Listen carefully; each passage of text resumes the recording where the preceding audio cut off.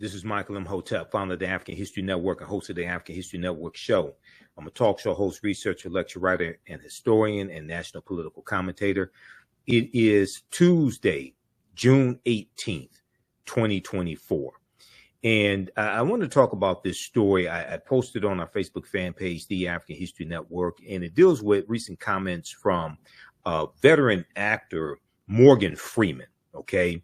And it reiterates some comments that Morgan Freeman has made before about Black History Month. Some comments I would say are uninformed comments. This is an article from independent.co.uk. Morgan Freeman says he detests Black History Month, quote unquote, it's not right. He says, my history is American history, and he's promoting a new I think it's a documentary or movie he has out. But he did an interview with Variety magazine. And in this interview with Variety, in the new interview with Variety, Morgan Freeman elaborated on those feelings. He said, I detest it. He said of Black History Month, he said, quote, the mere idea of it, you are going to give me the shortest month in a year. Are you going to celebrate my history? This whole idea makes my teeth itch. It's not right, end quote. He added, my history is American history.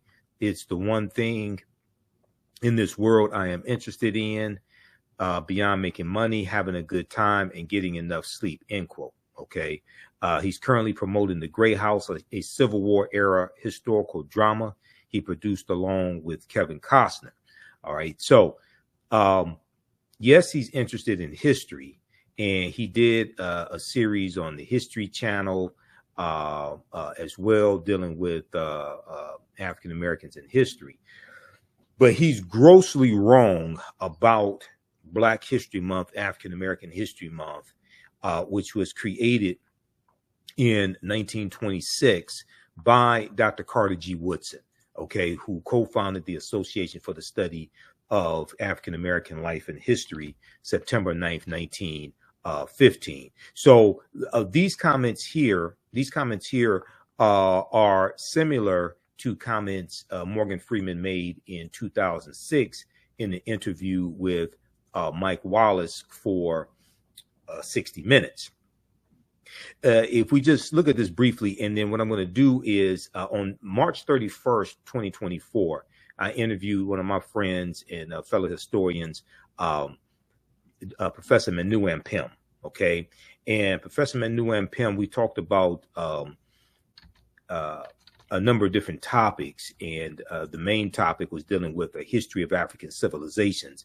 But we also talked about Dr. Carter G. Woodson, in the father of Black history, and we talked about African American History Month, Black History Month, and Dr. Woodson's work dealing with African history also. Okay, so I'm going to play that interview next for you, an excerpt of that interview what we did with Dr. Carter G. Woodson. But there's a total misunderstanding of this history. First of all, Black History Month was never designed to be the only time of the year we celebrate our history. Okay. And Dr. Carter G. Woodson, when we look here at this presentation that I do for Black History Month, Woodson founded Negro History Week in 1926. He explained the reason behind the celebration in a pamphlet widely distributed months before the first celebration was to take place during the second week in February 1926. The reason why the month of February was chosen, okay, and we created Negro History Week, African American History Month. We created this. White people did not give us this, okay? The reason why the month of February was chosen is not because it's the shortest month of the year. It's not because it's the coldest month of the year. It's because the second week in February contains the birth dates of Frederick Douglass, which is February 14th. That's the assumed birth date for Frederick Douglass, because he was a former slave and he didn't know the exact date of his birth or the exact year of his birth. It was either 1817 or 1818, he thought. And also February 12th is the birth date of Abraham Lincoln. Okay, so After Frederick Douglass dies in 1895, we're going to have celebrations in the African American community celebrating Frederick Douglass' birthday. And after Lincoln is assassinated, April 1865, we're going to have celebrations celebrating Abraham Lincoln's birthday as well. Okay. Because of the Civil War is going to lead to the African slaves being freed. The Civil War was not fought to free the slaves. It was fought to bring the South back into the Union, but it's going to lead to the slaves being freed. So because you already had these celebrations taking place in the African American community during the second week of February, Dr. Carter G. Woodson inserted his new monthly cultural or weekly, his new cultural celebration during that same period of time. It had nothing to do with it being the shortest month of the year. Okay. And if you just need to have 30 days to celebrate Black History Month, so you feel like a full human being or something like this, you can still celebrate March 1st and March 2nd. Okay, it's not against the law to continue to celebrate March 1st and March 2nd if you just have to have 30 days. But Dr. Woodson exclaimed that Blacks knew practically nothing about their history. Okay, African Americans knew practically nothing about their history. He ultimately believed that African Americans could benefit immensely from knowledge of their past and accomplishments of their ancestors. He added that race prejudice was the byproduct of whites' belief that Black people had not contributed anything of worth to world civilization. All right. And Dr. Woodson wrote a number of books. Miseducation of the Negro in 1933 was his most popular book, but he also wrote African Background Outlined as well. He wrote books dealing with the history of Africa also.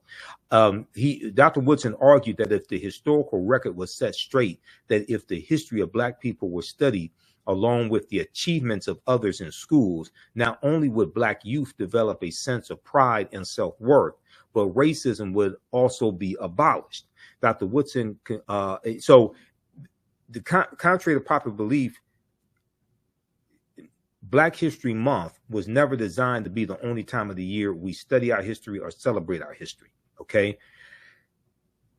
Dr. Woodson said that the history of African Americans had to be taught year round. Negro History Week was the first major achievement in popularizing Black history and was unique in that it focused on Black youth. Okay. It wasn't only for African American youth, but it focused on Black youth. Woodson realized that the miseducation of Black people began in their homes, communities, and elementary schools. Dr. Woodson's vision of Negro History Week was optimistic, strategic, and long-term. Optimistic, strategic, and long-term. He wanted the modest week-long celebration to serve as a stepping stone toward the gradual introduction of Black history into the curricula of all levels of the U.S. educational system. Okay. And he said that teachers needed to diligently prepare for the celebration months in advance as well. And he said Negro History Week should be a demonstration of what has been done in the study of the Negro during the year, and at the same time as a demonstration of greater things to be accomplished. He said this was in his instruction to school teachers. Okay. He said that a subject which receives attention 1 week out of the 36 will not mean much to anyone. Read Dr. Peril Dagbovi's fantastic book on Dr. Carter G. Woodson called Carter G. Woodson in Washington, D.C., the father of Black history. Okay, so there's a lot of just gross, total misunderstanding of African American History Month. And in the segment from the interview I did with historian Professor Manu Ampim, professor at Contra Costa College, Professor Manu Ampim talks about moving to African Heritage Month as well. And he talks about how a lot of African Americans are afraid of embracing African culture, African history. And he also has criticisms for ASALH Today, Association for the Study of African American Life and History, which is the organization that Dr. Carter G. Woodson co-founded September 9th, 1915. Before we go to the excerpt of the interview I did with Professor Manu Ampim, I want to remind you, visit our website, AfricanHistoryNetwork.com, AfricanHistoryNetwork.com, and register for the online history classes that I teach on the weekend. And we have our Juneteenth, my latest lecture here as well, dealing with the real history Juneteenth. That's in digital download and on DVD format. But Saturdays, I teach ancient Kemet, the Moors, and the Ma'afa, understanding the transatlantic slave trade, what they didn't teach you in school. We deal with thousands of years of history and what leads up to the transatlantic slave trade taking place.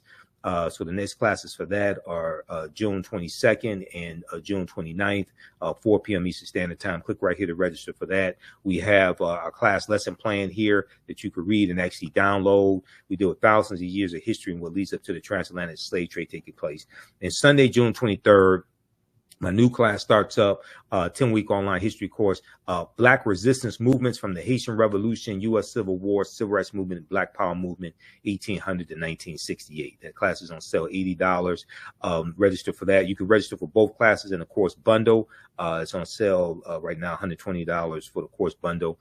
But this is a fantastic class, and we look at history from 1800 through 1968, 1970 to see what leads up to the Civil War taking place, what happens after the Civil War ends, the Reconstruction era, Jim Crow era, what leads the laws and policies put in place to lead us to where we are today, to understand where we need to go from here. Now, we do the sessions live. All the sessions are archived and recorded. You can go back and watch it anytime. Even after the course is over with, you can go back and watch the entire course, okay? So visit our website, AfricanHistoryNetwork.com. The content is PG-13, so you can use this content with our children. Also, I have other lectures that I've done there as well in DVD format and digital download format at our website, AfricanHistoryNetwork.com. And you can support the African History Network, $, the AHN Show, through Cash App, $, the AHN Show through Cash App, and through PayPal, paypal.me/the AHN Show. So we have the information right here on the homepage and our link to Cash App and PayPal as well. And information about the African History Network show, Sundays, 9 p.m. to 11 p.m. Eastern Standard Time. Here's the interview, an excerpt of the interview I did March 31st, 2024 with historian Professor Manu Ampim. So when you talk about Dr. Carter G. Woodson in your book as well, and you in the broadcast that you did December 15th, 2023, you talked about how Dr. Carter G. Woodson is left out of the conversation dealing with African history, African culture, things of this nature. But his last two books dealt with African history. He had African history background, and then he was working on another one. But he also had a book on African folklore, African myths and folklore as well. Talk about Dr. Carter G. Woodson, who most of us know, co-founded the Association for the Study of Negro Life and History, September 9th, 1915. Created Negro History Week, second week in February 1926. Talk about his research in Africa, dealing with African history and culture. Yeah, that's one of the most important developments in the 20th century regarding African civilizations. Carter G. Woodson is very much omitted without justification from the focus and discussion on bringing African civilizations to the forefront. One of the things that Woodson did, I mean, he created his organization, the Association for the Study. At that time, it's called Negro Life and History. Now it's Association for the Study of African American Life and History.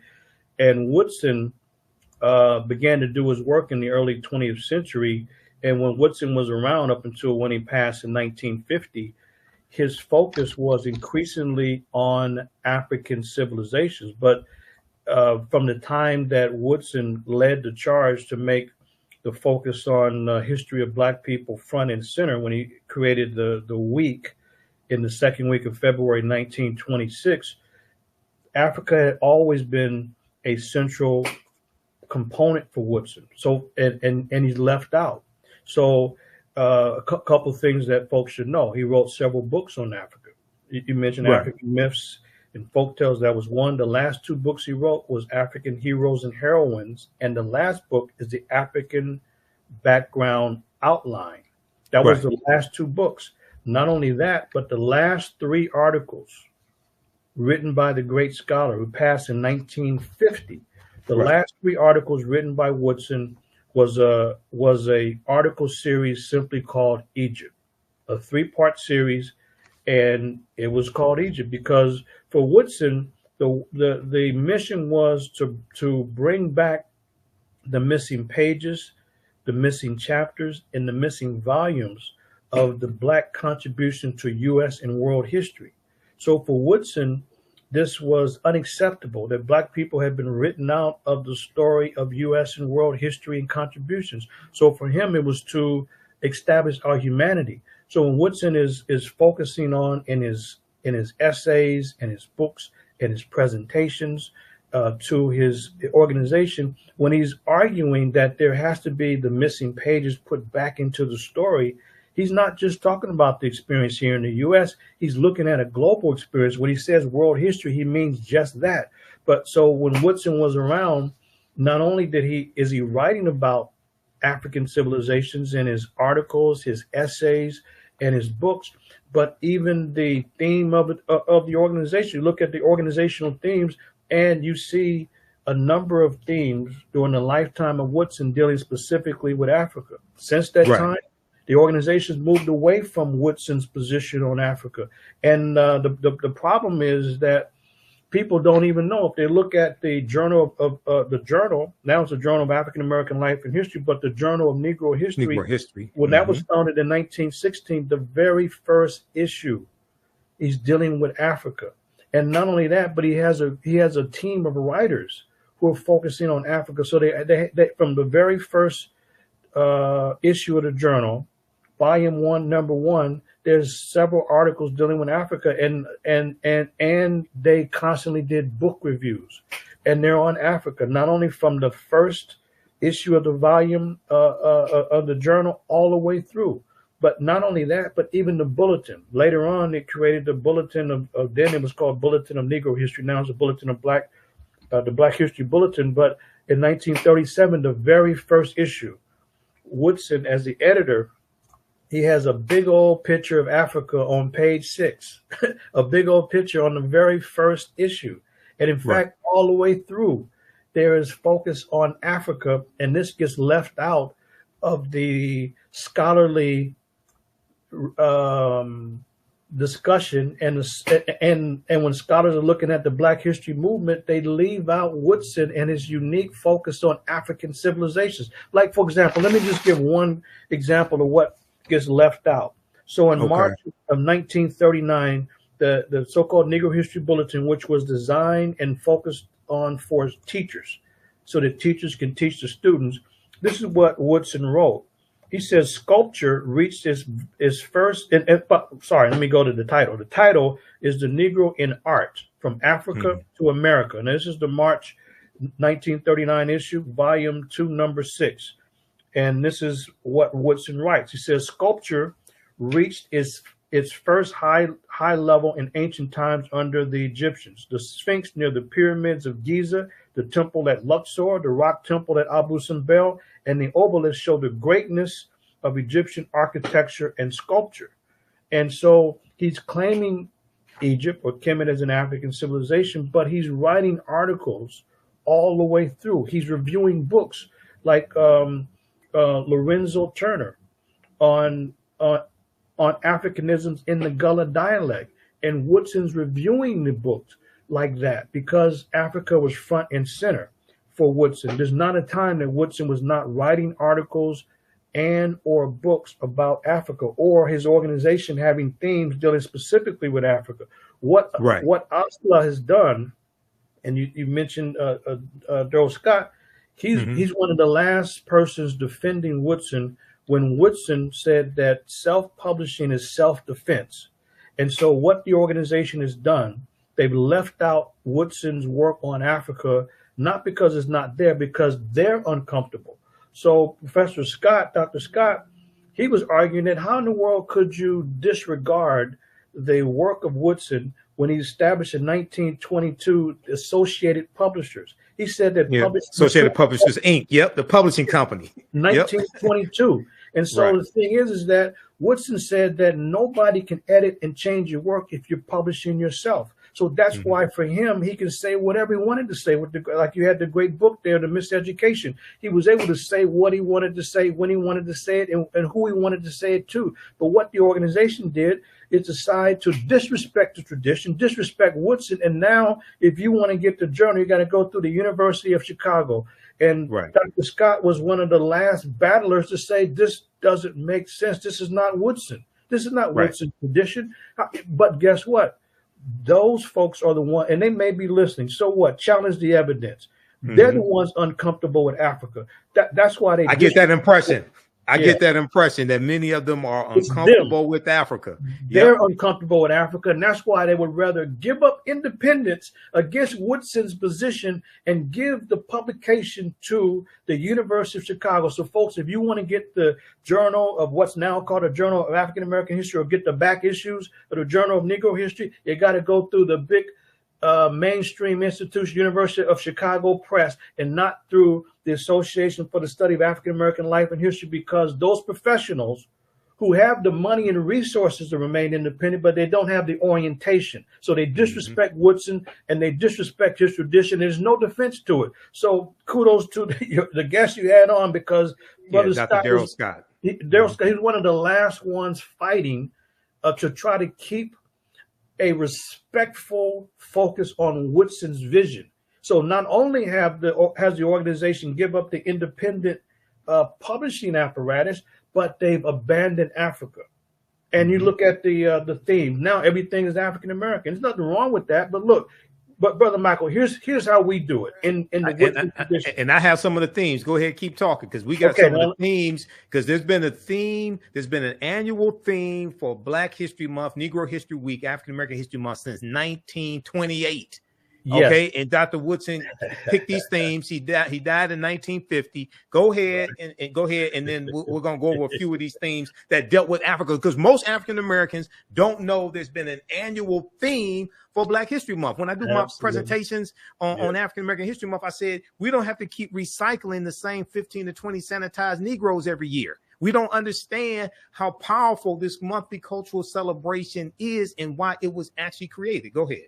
Yeah, as a matter of fact, to that list, we'll also put 1972 on that list: African art, music, literature, and a valuable cultural experience. But look, I'm glad you have that there, because this is new information that gets omitted. So if we look at the focus of the annual themes, Africa's front and center, because when Woodson said that the goal was to put back in the missing pages of world history, what the hell do you think they was talking about? World history is talking about Africa. So that's why you have African themes. And the last African theme was really 1992, because and it was because of the great work of Van Sertima and others who challenged and exposed Columbus. And that's about it since that time. But everything's been just okay. Now here's what we do in the tradition of Woodson. Two important things I want people to know. Number one, in the current theme by Osala, and they set the national theme for those that follow them. This year is African Americans and labor. So we changed it. It's we have ours was the classical African contributions in art from Africa to the Americas. Because for us, there's no way to separate the Black experience in the Americas from the African background and origin. And so whenever they have a theme only focusing on African American, we add the African component to it every single time. But so they have African Americans in the arts. That's okay, but it's not in the Woodsonian tradition. The Woodsonian tradition would be the achievements in art in Africa and the Americas. That's why I read this article he wrote, "The Negro in Art from Africa to America." That's in the Woodsonian tradition, and but the people are not comfortable with Africa. And like the great Kwame Ture said, if you start your history in slavery, the best you can be is a good slave. And that's what we're dealing with now. We have people that have disrespected Woodson, and they have only focused on African American because that's what they're comfortable with. So that's one issue to be aware of. The other issue is that it should be properly called. If we're following Woodson's direction and his leadership and his insight, it should be called African Heritage Month, because that's what we're focusing on, African heritage. When people say Black History Month, to them, it means to focus on issues of struggle, of how Black people overcome slavery, escape slavery, or how they got their ass kicked by the police or something like that. Right. And what Woodson was concerned about after the celebration was founded in 1926, if we see Woodson in the 1930s, he's criticizing at that time what was being done, always talking about something negative in Black people. He said, look, we have to assert our humanity. We have to look at Black contributions, achievements, and contributions in the world, and not always associate Black people with a problem.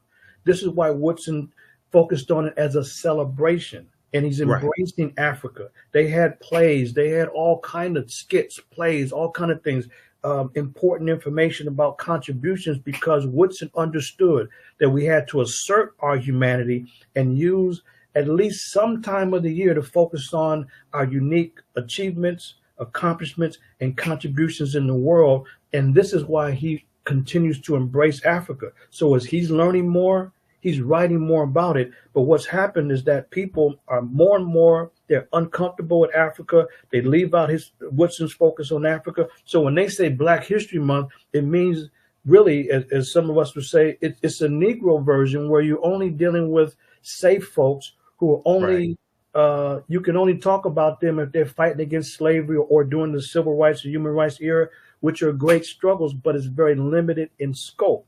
And so African Heritage Month means that we have to embrace Africa as we look at the overall Black contributions. This is why at our college, we've always had themes that associate the celebration. That's what we have with Africa and our experience in the Americas. And we tell folks that we do not endorse all of the negativity you all want to bring in February, because this is a chance for us to assert our humanity. So it should be African Heritage Month as a reminder that Africa must be the foundation for our perspective. But those that are dealing with Black History Month, most of that is negative. Like, for example, I saw a flyer, somebody shared something with me that somebody had a Black History Month event, and all I saw was a fashion show and some drinking. So what the hell is this? This is a Black History Month event. You know what I mean? Because it ain't got nothing to do with Africa, and it's got nothing to do with contributions to humanity. So, Brother Michael, what's important is that we reteach and re-educate even the informed community, the so-called, whatever they call it, the conscious community, to shift, because this is the only way in which we can take back the focus created by Woodson and separate it from all this craziness and make sure that we define it as African Heritage Month and force people to have positive events that embrace our unique contributions to humanity, which I lay out in my book. I have a whole section on these contributions in math, medicine, architecture, social organization, medicine, you name it. And these contributions must be front and center. And this is what the concern was of Woodson, as he was criticizing those folks that only focused on problems and not the contributions of Black people. Excellent, excellent. And the name of Professor Manu Ampim's book again, is A History of African Civilizations. This is the second revised edition, A History of African Civilizations. You can get it at his website, advancingtheresearch.org, advancingtheresearch.org. We have it up here on the screen. We're going to put the link again here in the thread of the broadcast. Please support this brother. Order his book today. This is great reading material, great material to use with your children.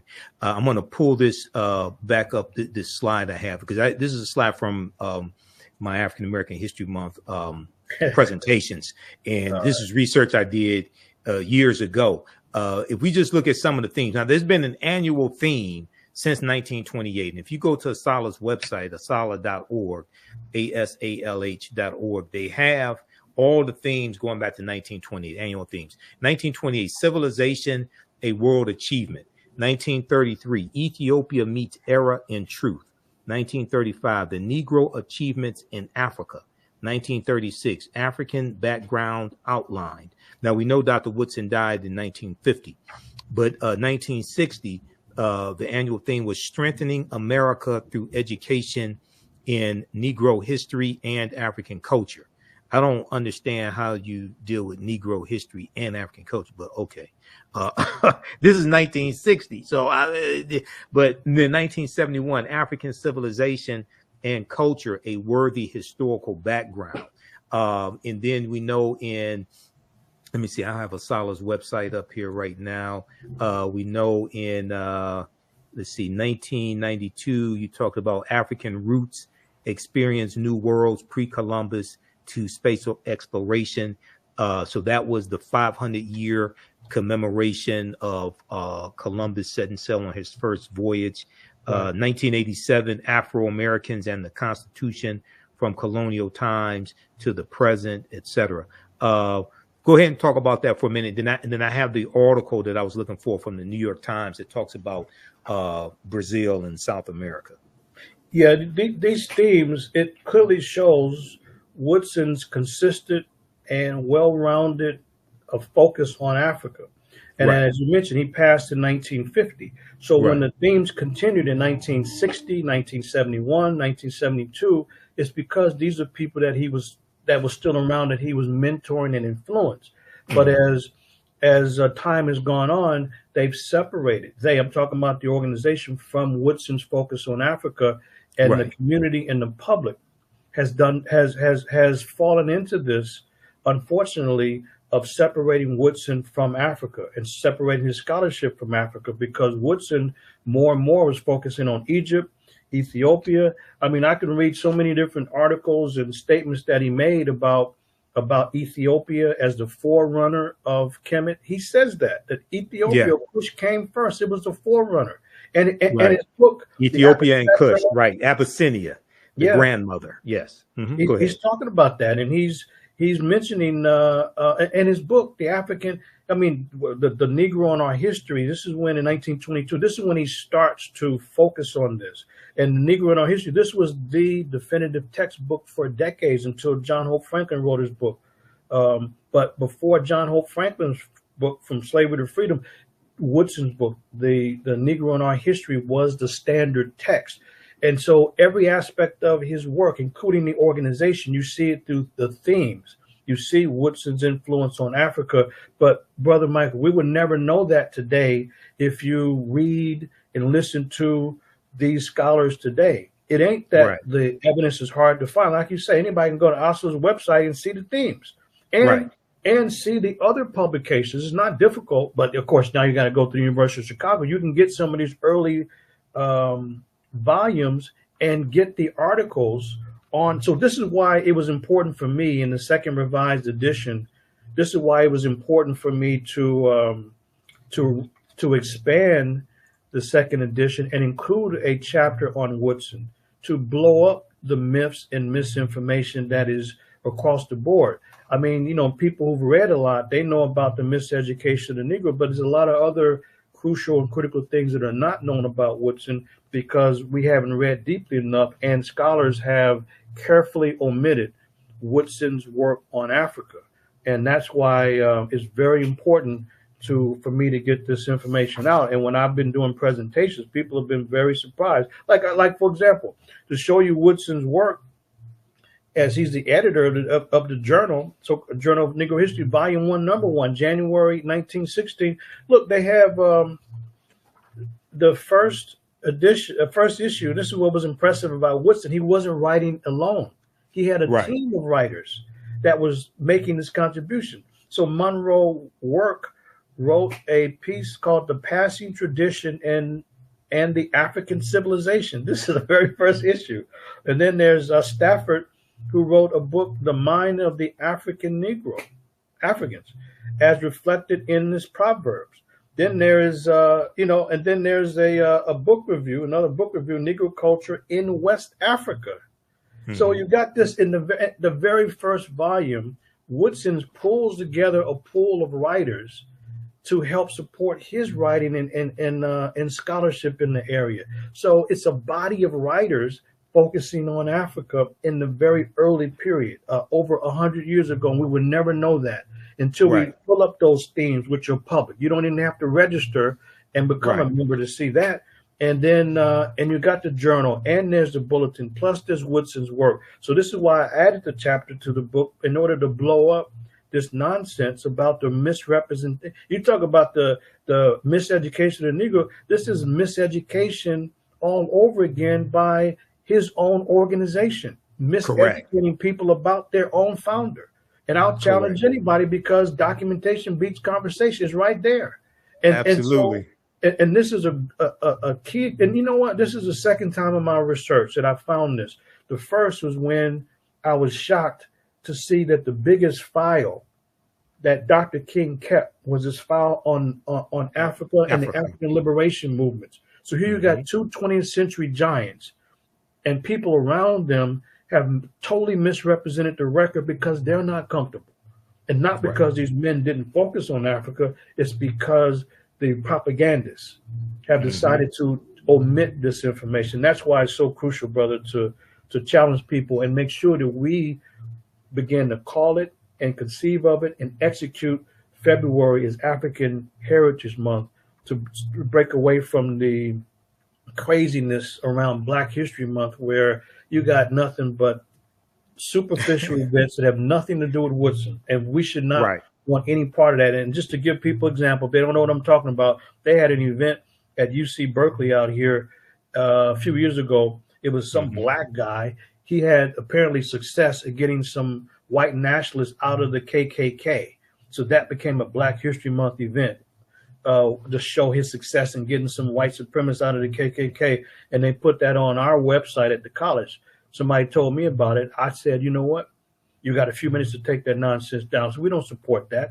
How in the hell does this become a part of our sacred celebration?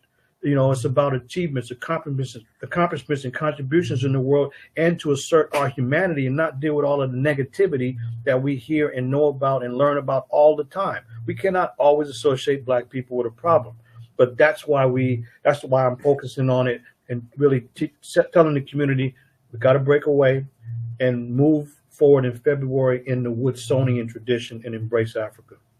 Exactly. And just so people know, Dr. Woodson chose the second week in February, not because February is the shortest month of the year, but because it contains the birth dates of Abraham Lincoln and Frederick Douglass, the assumed birth date of Douglass. Douglass didn't know his exact birthday, so he took the birth date of February 14th.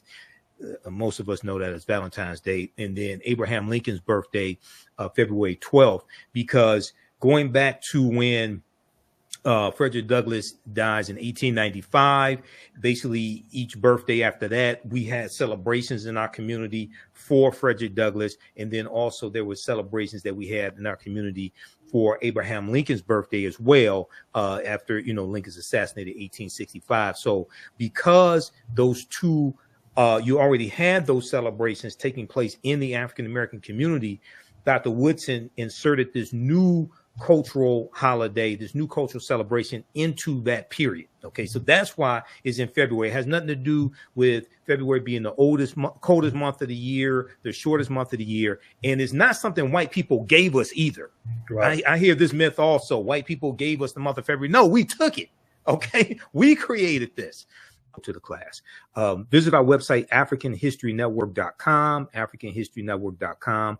Scroll down past the first online course that I teach, Ancient Kemet, the Moors, and the Ma'afa, Understand the Transatlantic Slave Trade. You can still register for that class. But this new one right here, Black Resistance Movements, this really ties into the political climate, what we see going on in America right now, the backlash against diversity, equity, and inclusion, the resistance against any type of reparative justice or reparations, the attack on voting rights as well, the January 6, 2021 insurrection, which was political violence. All of this is what we see. The seeds of all this during this period of time from 1800 to 1970. Okay, so this 10-week online course, Black Resistance Movements from the Haitian Revolution, U.S. Civil War, Civil Rights Movement, and Black Power Movement. You can register right here for it. Click right here, register for full course. It's on sale, $80. You can register for both classes. We have a bundle pack for $120. It's about a $300 value. There's going to be some bonus content. You're going to get my Juneteenth lecture free when you register for this new class as well, Black Resistance Movements. Okay, so visit our website, AfricanHistoryNetwork.com. and register for it, and we'll see you in class. Hotep, everybody. This is Michael Imhotep, founder of the African History Network and host of the African History Network show. It is Sunday, June 23rd, 2024, and we are live. I wanted to come on and talk about my new online history course that is starting up today. I'm getting ready to jump off of here and start teaching this class. It's called Black Resistance Movements from the Haitian Revolution, U.S. Civil War, Civil Rights Movement, and Black Power Movement, 1800 to 1968. So this is an exciting 10-week online course that I'm teaching. I wanted to come on and give you all a brief overview of the class. Okay, so this class focuses in on history from 1800 to 1968 till about 1971 with the start of the war on drugs. Declared June 17th, 1971 by Richard Nixon. Okay.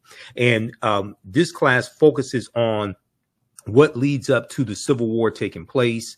What are some of the laws and policies put in place that lead us to where we are right now? We deal with the Jim Crow era, the Reconstruction era, in the aftermath of the insurrection that we saw on January 6, 2021 at the U.S. Capitol.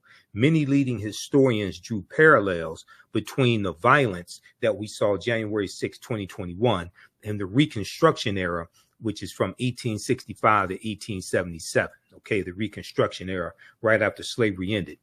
The period of political revolution directly following the American Civil War. This was the Reconstruction era, and is going to be partly because of political violence that brings about an end to the Reconstruction era. And we also know that we have the Compromise of 1877 as well, where Rutherford B. Hayes is declared president, the Republican, and he agrees to the Democrats' demands to remove the Union troops out of the South. Okay. Now, this 10-week online history course will analyze U.S. history primarily from the African-American perspective, beginning in the period 1800 to 1865. But one of the things that we're going to highlight in this class is Black resistance and how we fought back to white supremacy and racism. Okay. This course looks at different ways African Americans fought back against racism between 1800 to 1968. Your understanding of politics is directly related to your understanding of history. Your understanding of politics is directly related to your understanding of history.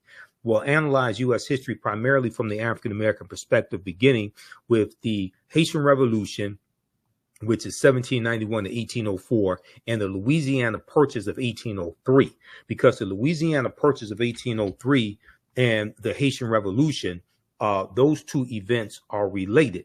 And we know that the Louisiana Purchase is going to double the size of the U.S. at the time. And the U.S. is going to get 828,000 square miles of land from France. And one of the reasons why France sold this land is because France and Napoleon and were getting their behinds kicked by the Haitians in their colony of Saint Dominique that those Africans are going to call Haiti. Okay, and then we call it Haiti. And Haiti is the Arawak word for that island nation of Haiti. Okay, this is where that comes from, Haiti. And we talked about this in my class, the class that I taught yesterday, Ancient Kemet, the Moors, and the Ma'afa, Understanding the Transatlantic Slave Trade, what they didn't teach you in work, didn't teach you in school. That Haiti is an indigenous Arawak word, which means mountainous land, mountainous land. So we're going to deal with this history, and then you could trace that history of the island of Hispaniola, or what Christopher Columbus called La Isla Española, the Spanish island, and the word is anglicized to Hispaniola. And the island of Hispaniola is where you have the Dominican Republic and the Spanish colony of Santo Domingo, which the French take over that Spanish colony of Santo Domingo in 1697 and call it Saint Dominique, and that's where Haiti is today. Okay, so when we look at this history, even though we're looking at history from 1800 to 1968, we can trace this history back to the Moors going into the Iberian Peninsula, today known as Spain and Portugal, in 711 AD, and what happens after that. Because we know it's August 3rd, 1492, that Columbus set sail on the Nina, the Pinta, and the Santa Maria, and he's financed by Spain and King Ferdinand and Queen Isabella. We know on August 2nd, 1492, Spain expels the Sephardim, the Sephardic Jews, and we know on January 2nd, 1492, during the Spanish-Grenadian Wars, the Moors lose control of their last stronghold in Spain, which was Grenada. Okay, so we see a chronology of all of this history. And then we see the Louisiana Purchase, which doubles the territory of the United States. The U.S. is going to carve out about 15 states out of that land they get from France. And France did not legally own that land. This is stolen land they got from Native Americans as well as African people who were already here as well. And we know from reading Dr. David Imhotep's book, The First Americans Were Africans, Documented Evidence, we know African people were here in this land we call the United States of America, going back at least 51,700 years ago. Okay, so, this is already a given. Okay, so what we're going to see here in this class is a chronology of this history and what leads to the U.S. Civil War taking place. We'll look at things like the Missouri Compromise of 1820, okay, the Kansas-Nebraska Act of 1854. And after we look at the Mexican-American War, 1846 to 1848. And after the Civil War ends with the, General Robert E. Lee surrenders to General Ulysses S. Grant at Appomattox Courthouse in Virginia, April 9th, 1865.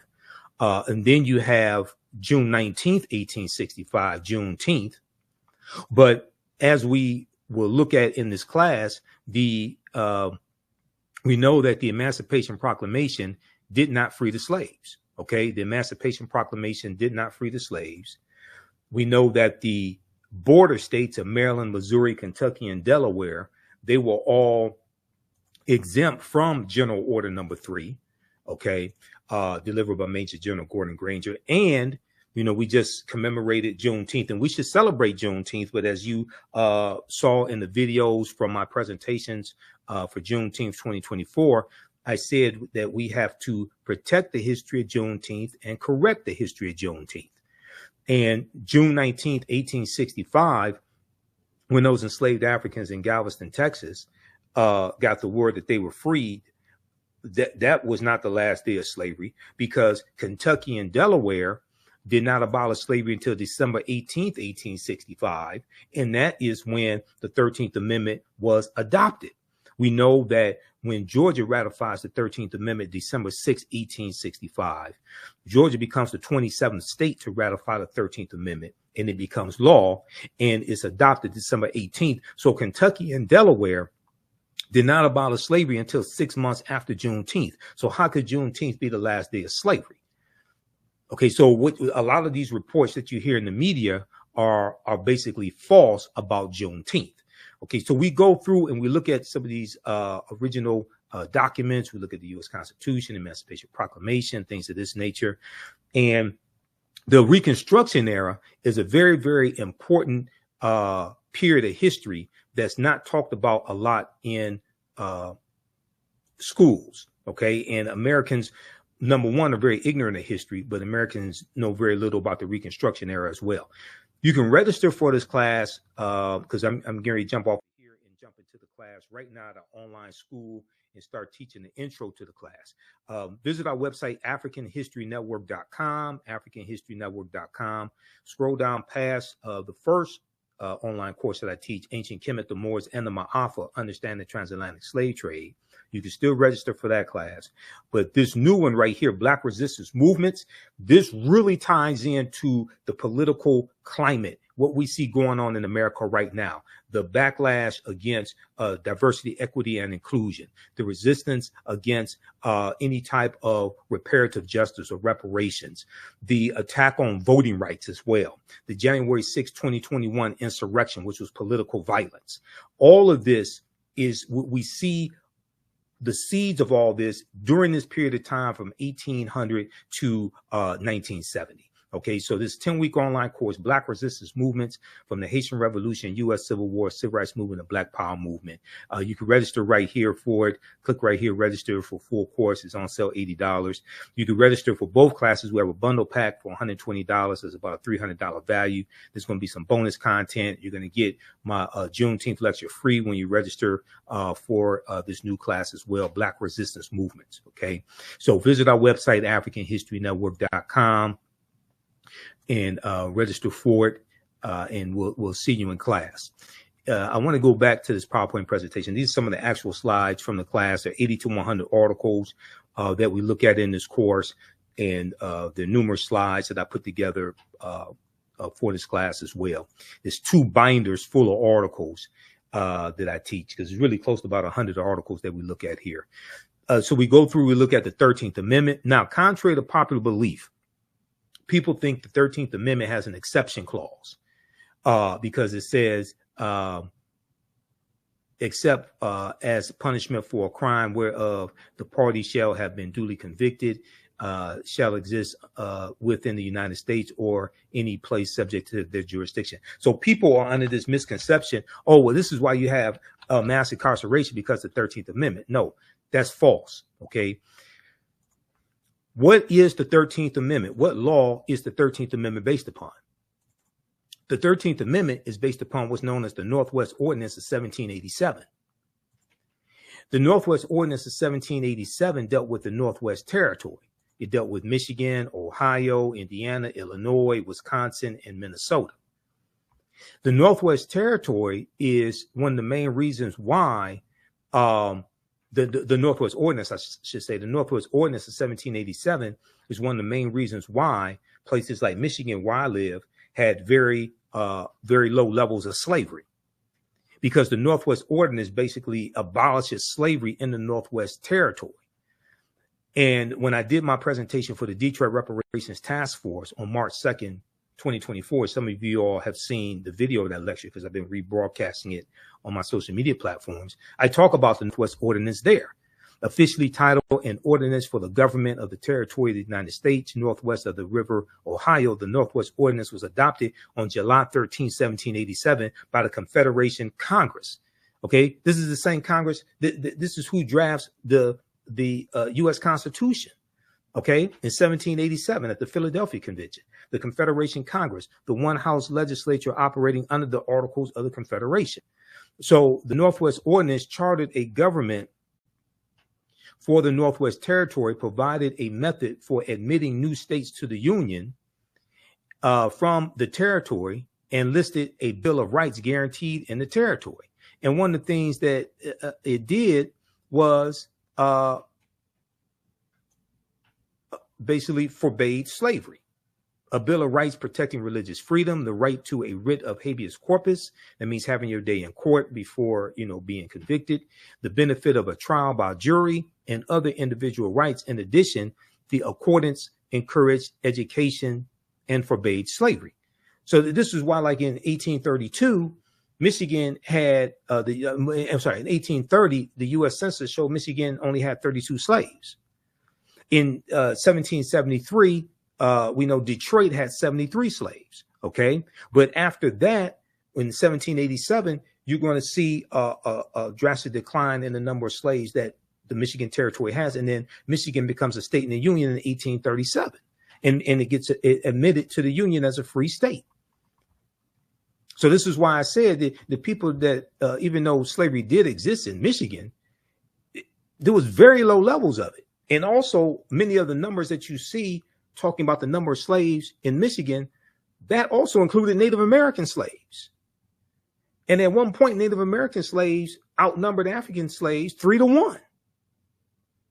So this is why when we talk about reparative justice, we have to specifically understand the history of the city or state that we're talking about. We can't just run around talking about slavery, slavery, slavery. You owe us $17 trillion. That's not going to work. Yeah, I mean, go watch my presentation. I got deep into this. Okay, so so we go through and take you throughout history. We look at the Reconstruction era, right? The Reconstruction era is not talked about a lot in schools. And there was a excellent article from time.com, Time magazine, that I use in the class. And it deals with how schools are not teaching about the Reconstruction era. And the Reconstruction era is extremely important to understand because it helps us better to contextualize what is taking place right now. What is taking place right now? The attack on critical race theory, okay? The banning of books that are taking place, especially books dealing with the history of slavery and the civil rights movement, things of this nature. And then you have the initiative to reshape the federal bench, the federal courts, and the U.S. Supreme Court into an ultra-conservative court as well. So we see all this continuation, all these political fights, things like this coming from the Reconstruction era and going into the Jim Crow era. A new report finds that 45 states are failing to teach students about the period that shaped race relations after the Civil War. Now, this is an excellent article from January 12, 2022 by Olivia B. Waxman for Time magazine. And this was basically a year and 6 days after the January 6, 2021 insurrection. In this article, it says in the aftermath of the insurrection a year ago at the U.S. Capitol, many leading historians drew parallels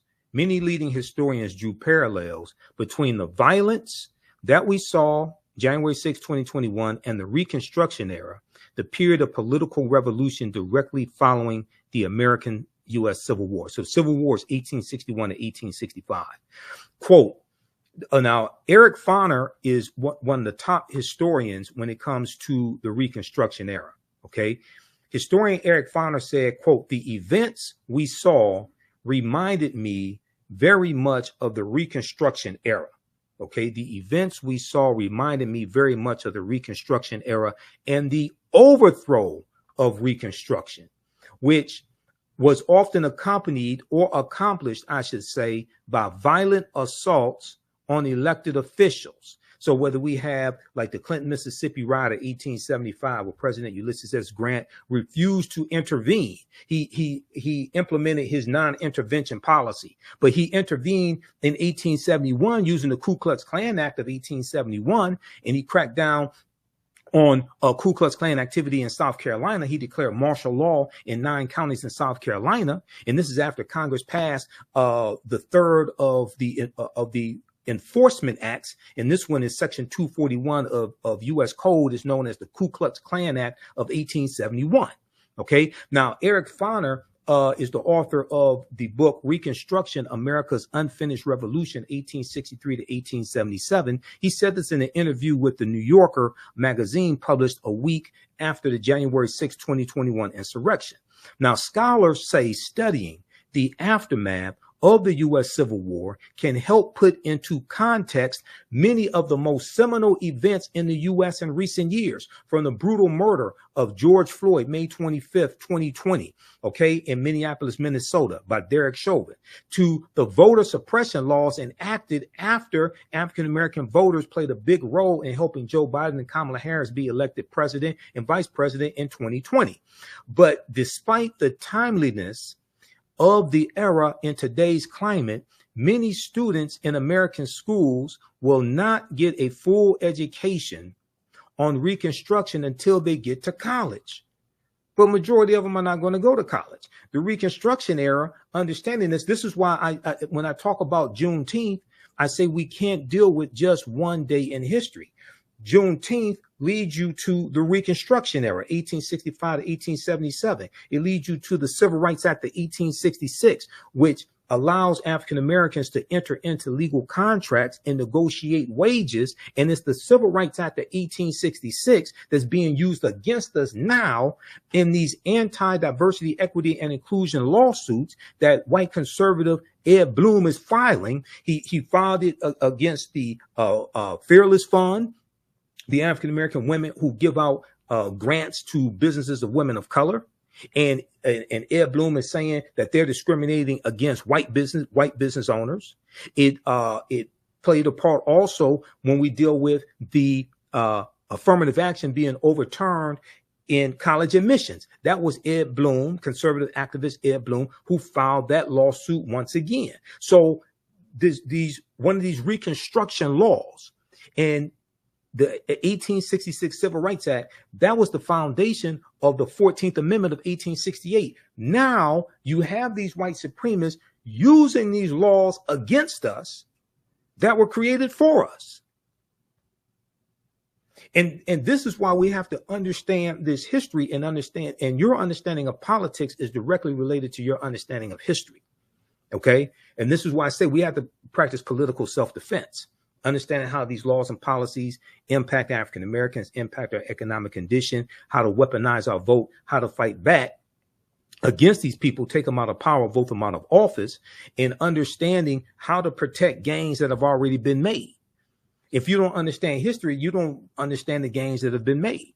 The attack on voting rights, Senate Bill 201, okay, coming out of Georgia.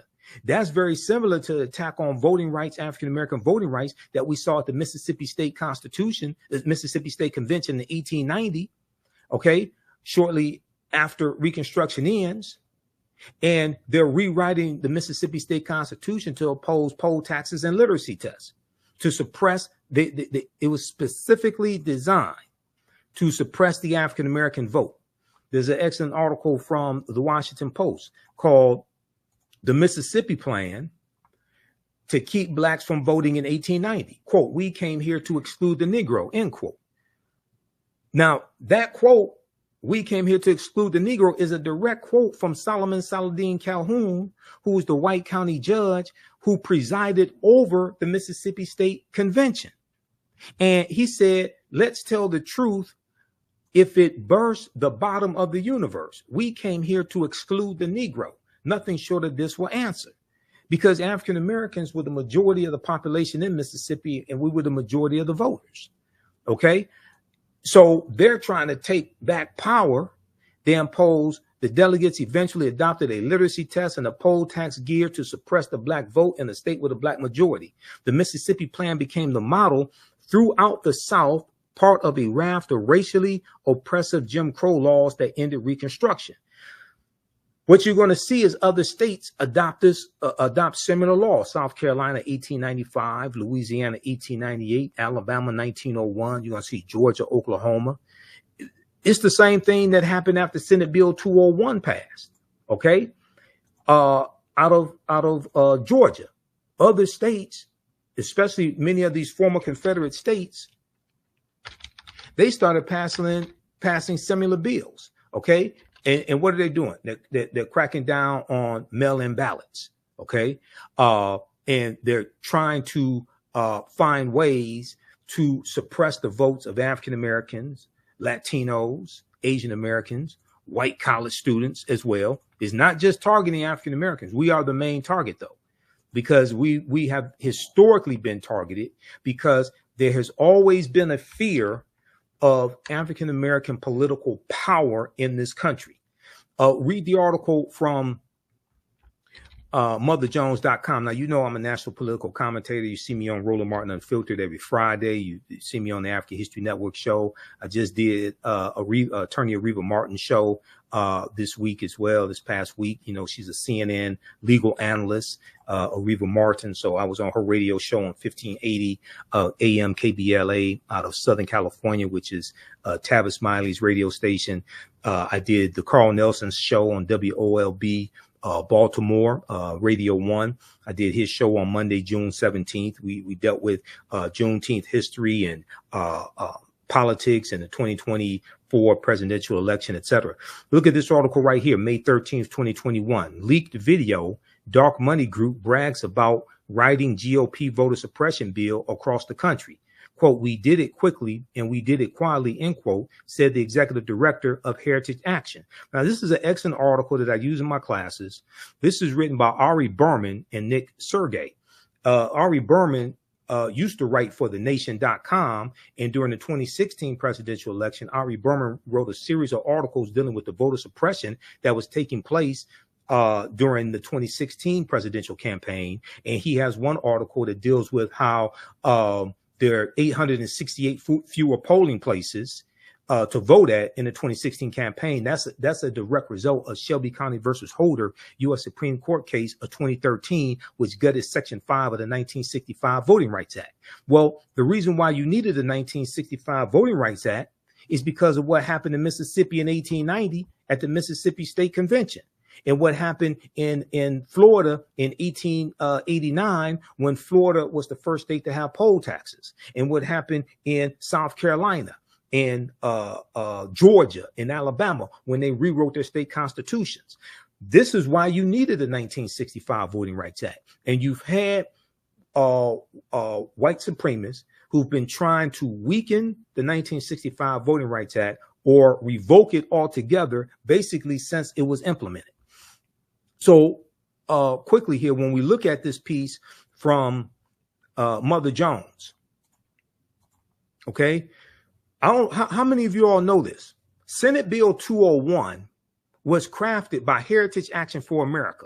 Here's what happened. In a private meeting last month with big money donors, the head of a top conservative group boasted, I want everybody to see this. We're going to zoom in on this.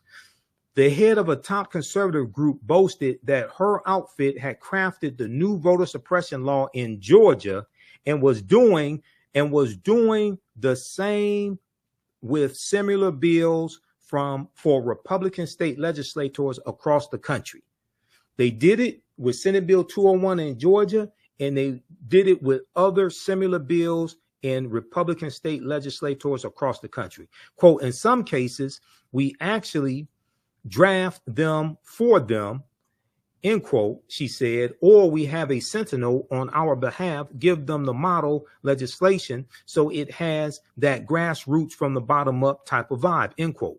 The Georgia law had, quote, 8 key provisions that Heritage recommended.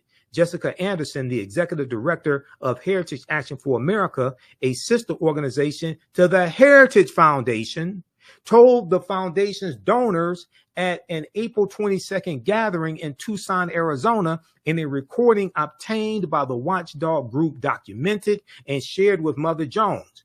Those included policies severely restricting mail ballot drop boxes, preventing election officials from sending absentee ballot request forms to voters, making it easier for partisan workers to monitor the polls, preventing the collection of mail ballots, and restricting the ability of counties to accept donations from nonprofit groups seeking to aid in election administration.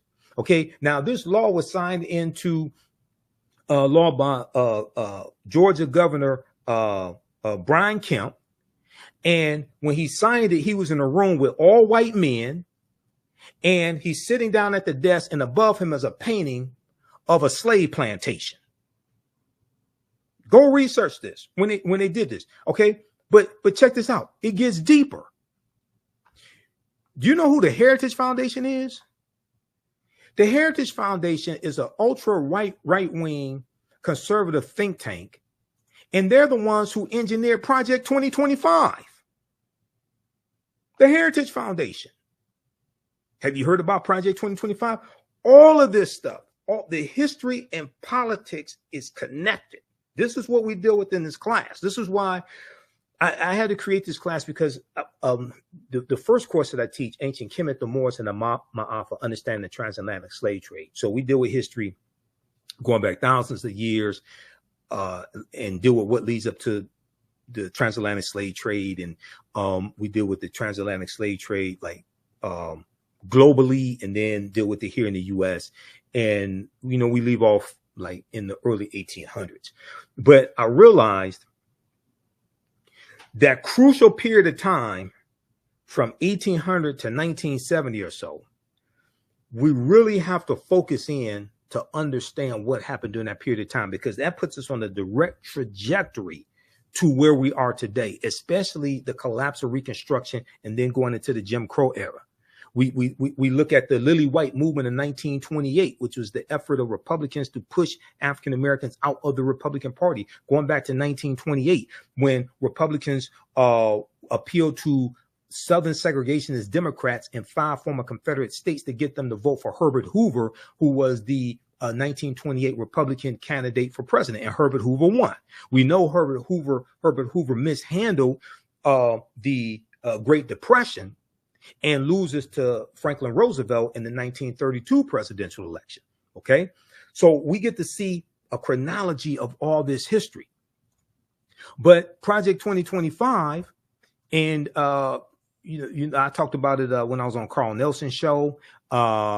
We talked about it on. We've been talking about it on Roland Martin Unfiltered as well. But if you take a look at this, this is a 900 plus plan dealing with ultra right-wing policies that conservatives want to get put in place. And you have about 100, you have about 100 of these right-wing organizations that are signed on to Project 2025. I'm pulling up here an article. Okay, now there's numerous articles on this. Here's one from USA Today. If you haven't heard about Project 2025, you got to go research this.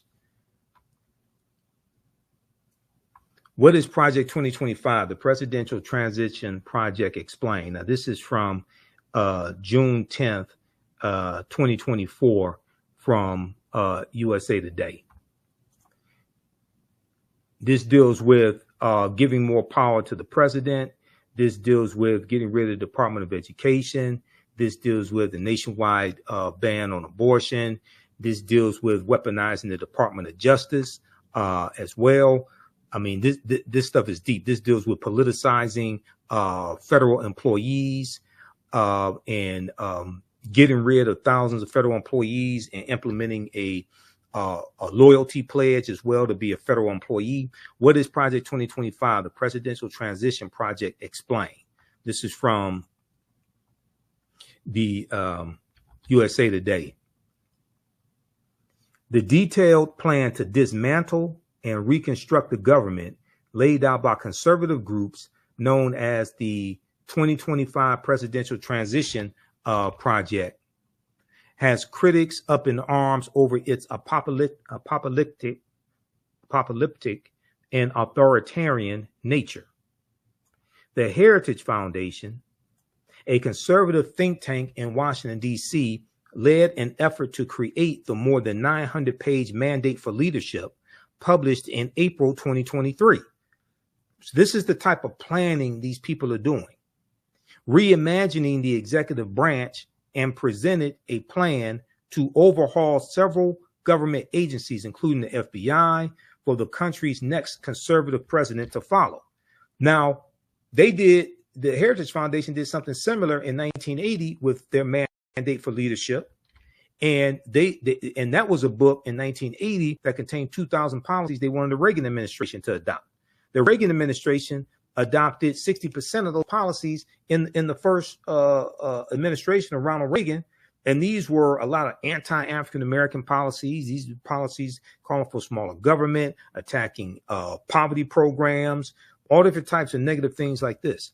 According to the project's website, the playbook provides a governing agenda and a lineup of people ready to implement it to, quote, rescue the country from the grip of the radical left.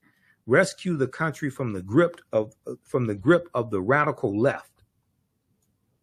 It includes a domestic and foreign policy agenda, a list of personnel, training, and a 180-day playbook.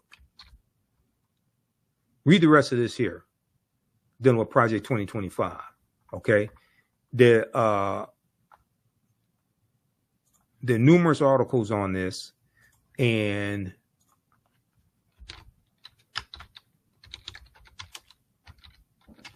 let me pull up something here. This is one from, let's see.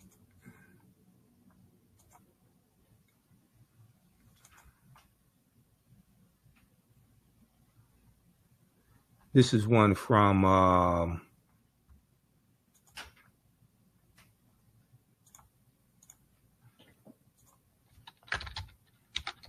hold on, I'm not gonna pull up that one.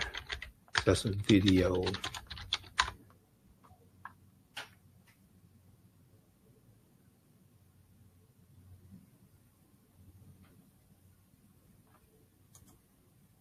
This is one from Newsweek.com.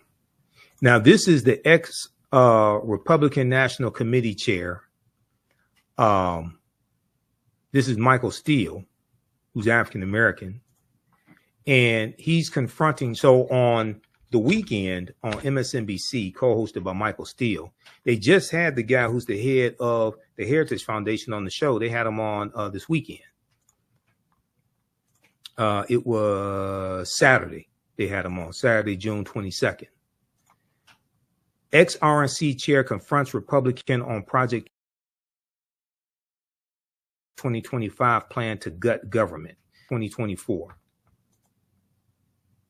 Michael Steele, former chairman of the Republican National Committee, confronted Kevin Roberts, president of the Heritage Foundation, on Saturday over Project 2025, a plan that includes firing up to 50,000 federal government workers. A plan that includes firing up to 50,000 federal government workers. Now, African Americans make up 18.4% of the 370,000 federal employees. So when you talk about firing 50,000 federal government workers, you're talking about firing a lot of African Americans. In August 2023, conservative think tank, the Heritage Foundation, in collaboration with other right-leaning groups, published its Project 2025. According to its official website, the project aims to pave the way for an effective conservative administration by using a policy agenda, personnel, training, and a 180-day playbook should the GOP win the 2024 election, should Donald Trump win. This is what they're saying. Proposals include reintroducing legislation making it easier to fire federal employees, prosecution for distributing abortion pills by mail, and abolishing recently established diversity, equity, and inclusion DEI initiatives at the Department of Defense. However, one of the most significant proposals is a plan to reintroduce Schedule F, a Trump-era executive order rescinded by President Joe Biden. Okay, research Schedule F. The Schedule F employees, rescinded by President Joe Biden, that would see tens of thousands of federal workers reclassified, making them easier to fire. Once again, African Americans are 18.4% of federal employees. While the Trump campaign has previously said that outside groups do not speak for the former president, Project 2025's 1,000-page proposal was drafted with input from a long list of former Trump administration officials who are poised to fill top ranks of a potential new administration, according to the Associated Press. Newsweek has reached out to Trump's campaign via email for comment. Now, during Saturday's MSNBC's The Weekend, former RNC chair Michael Steele, who is African-American and the co-host of the program, he discussed the specific proposal of replacing federal workers, asking Kevin Roberts, a Republican, and the head of the Heritage Foundation about who will be replacing them, Quote, talk to us about what that looks like if Heritage is calling for removing 50,000 federal employees. Who are you replacing them with, and where do they come from? I suspect a lot of those people you are talking about have been in the federal service for a long time and served not just Republican administrations, but also Democratic administrations, Michael Steele said. Kevin Roberts mentioned political contributions as he claimed federal workers contribute to the Democratic Party. See, what they want to do is they want to go through and weed out federal employees, and they only want federal employees who will be loyal to Donald Trump. And that's not how federal employees work. Federal employees are not loyal to a president. They are employees that serve the country. They stay there for 20, 30, 40 years. They serve many presidents. They're not there to serve a president. What I mean is they serve under many presidents. They're not there to serve a president. They're there to serve the country, but they work under many presidential administrations. They're not there to be loyal to one person. That's not how this works. Quote, they have, and 95% of them who give political contributions give them to the Democratic Party. Kevin Roberts said, the head of the Heritage Foundation, they can donate to whoever they want to. You can be a federal employee and make political donations. You have a right to do that. However, Michael Steele interjected and asked, quote, so you're going to fire someone because they wrote a check to a Democratic candidate? Kevin Roberts continued by doubling down on the efforts to replace civil servants, calling them unelected bureaucrats. Quote, now we're going to fire someone. He said, no, quote, no, we're going to fire someone, and the number needs to be more than 50,000 people, considering there are more than 2 million federal employees because of over the last century, the radical left has seen the administration state as the fourth branch of government.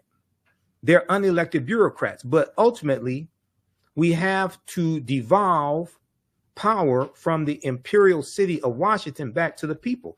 You listen to this guy. This guy sounds crazy as hell. Go to MSNBC.com. Go to The Weekend. Watch the interview that they did. That the TV, not the pop artist, The Weekend, not him. The political show on MSNBC, The Weekend. Okay, with Michael Steele and Simone and Menendez. Okay, go watch that.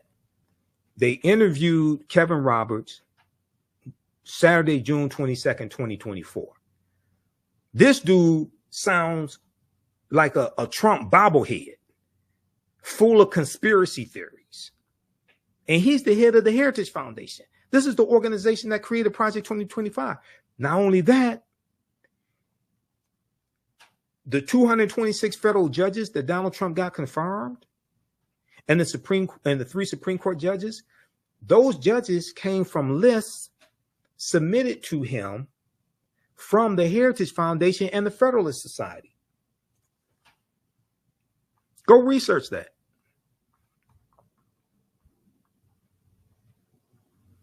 Okay, read the rest of this article here.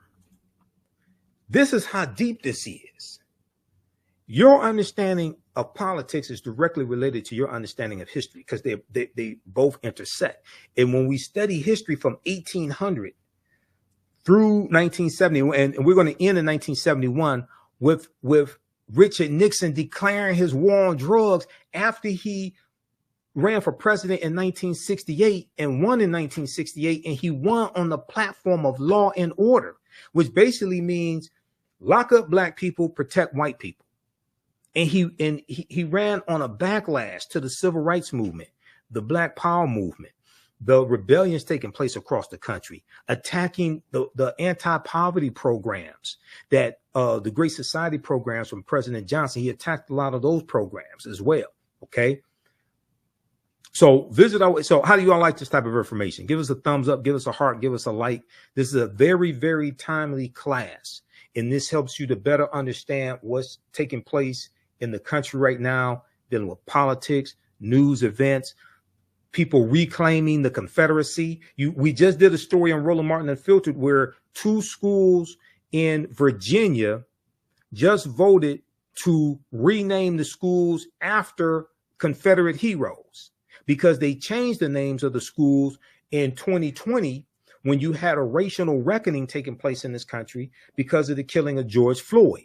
Now you see a recalibration. Now you see people trying to go back to the way it was because they want to hold on to white supremacy. You have a lot of people that want to hold on to the Confederacy. We're going to deal with the Confederacy in the class, but nations don't name schools and don't have monuments honoring traitors to that nation. The Confederacy, these were traitors who committed treason based upon Article 3, Section 3 of the U.S. Constitution. The U.S. Constitution defines treason. And they committed treason based upon Article 3, Section 3 of the U.S. Constitution. Now, a minute ago, I talked about the Ku Klux Klan Act of 1871. Okay, it was actually passed in 1871, right? How many people know that Traitor-in-Chief Donald Trump is being criminally prosecuted right now by special counsel Jack Smith using Section 241 of the U.S. Criminal Code? And Section 241 is the Ku Klux Klan Act of 1871. It's actually 1871, not 1870. How many people know this? Read this article here, okay? And once again, this is an example of how we see history and politics coming together, and how historical events shape policy and laws, and then laws shape historical events. This all happened during the Reconstruction era, 1865 to 1877. Read this article from the Washington Post. Trump is charged under civil rights law used to prosecute KKK violence. Trump is charged under civil rights law used to prosecute KKK violence. The provision was originally adopted in 1870 and was intended to protect the newly codified rights of black citizens after the Civil War. Well, it was the U.S. Department of Justice that was actually prosecuting these Klansmen. And the U.S. Department of Justice was created in 1870 largely to enforce the new rights of African Americans. That's during Reconstruction. Now, how many people learned all this in school? Okay, how many of your children are learning this in school? So then, when you see, this is why if you see me on Roland Martin Unfiltered and on the African History Network show, I tell you the work that Kristen Clark is doing in the Civil Rights Division of the Department of Justice, the work that Merrick Garland is doing, because the prosecution, the investigation, number one, and the prosecution of the January 6, 2021 domestic terrorists, that is the largest investigation the U.S. Department of Justice has ever done since they were created in 1870. And one of the main reasons why those domestic terrorists attacked the U.S. Capitol is because 16.9 million African Americans voted for Joe Biden and Kamala Harris. And then the day before that attacked January 5th, 2021, you had the special election in Georgia, once again, Georgia, and Senator Raphael Warnock won his election. Okay, the African-American senator, he won his election. And John Ossoff, the Jewish candidate, Democrat, he won his election, which gave Democrats a slim majority in the Senate. So there was a lot of racial animus that was driving this hatred that we saw explode in Reconstruction-like era violence and them assaulting over 140 police officers.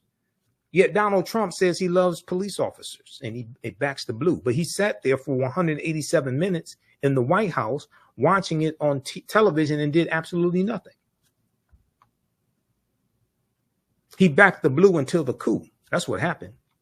He backed the blue until the coup. All right, so visit our website. How do you all like this type of information? Who still needs to register for this online history course? I'm about to get out of here and jump into the class and start teaching this class. Visit our website, AfricanHistoryNetwork.com, AfricanHistoryNetwork.com. Scroll down. We have my new Juneteenth lecture there. It's a 3-hour lecture. If you register for this class, you're going to get the Juneteenth lecture in digital download format. Okay. But you can order it in DVD or digital download format. You can register for the first class I teach, Ancient Kemet, the Moors, and the Ma'afa, understand the transatlantic slave trade, what they didn't teach you in school. Now, we do the sessions live. All the sessions are archived and recorded.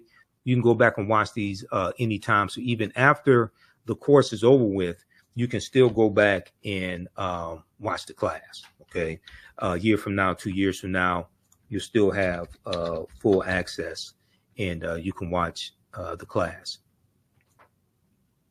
This content is PG-13, so you can use this with your children. Okay, so it's not overly graphic. I don't do a lot of cursing or anything like that. And it's very visual. So there's articles that we reference, books that we reference. I show you usually the book references on the screen, so you don't have to buy any of the books if you don't want to. But register here. We're going to do a class introduction right now. I teach this at my online school, so you can register for this course. Click right here, register for full course at AfricanHistoryNetwork.com. We just posted a link here in the thread of the broadcast. You can also support the African History Network, $ the AHN show through Cash App and through PayPal, paypal.me/the AHN show. It helps us keep doing the research, stay on the air, keep broadcasting, pay some of the bills. This is our official Cash App account, $ the AHN show, SHOW. When you go to it, it'll say Michael. There's some like 5 or 6 fake African History Network Cash App accounts out there that I have identified, like these right here. Oh, and you can click on a Cash App link right here. Here's our QR code. Okay. And then here's our link for PayPal as well. This helps us keep doing the research, stay on the air, keep broadcasting, pay some of the bills, finance our Sunday night show, the African History Network show. I usually do that Sundays, 9 p.m. to 11 p.m. Eastern Standard Time on our social media platforms as well. All right, we have to get out of here. Hopefully you learned a lot today. You can email me through the website if you have any questions, AfricanHistoryNetwork.com. We'll see you in class. Remember, right now is correct wrong behavior. What you do for yourself, what you do to yourself, and what you allow other people to do to you and get away with is based upon what you think about yourself.